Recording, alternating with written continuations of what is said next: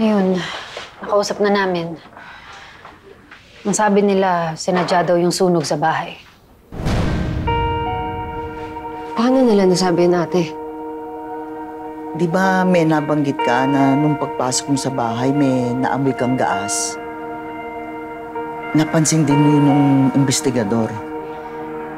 Pero bakit kaya pinatawag pa tayo ng medical legal? Hindi ko nga alam eh.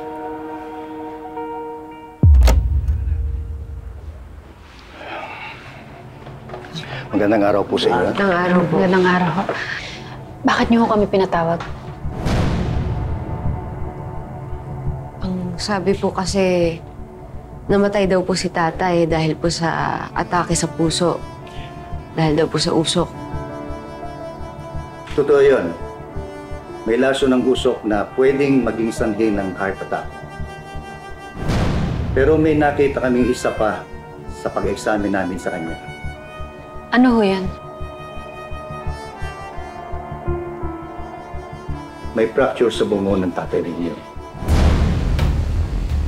Hindi siya nadulas at nabago.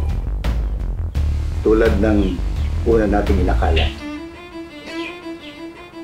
Mukhang may humampas sa kanya. At sinadya ang paghampas sa kanya. Ano pong ibig niyo sabihin? May pumatay po sa tatay namin? Posible.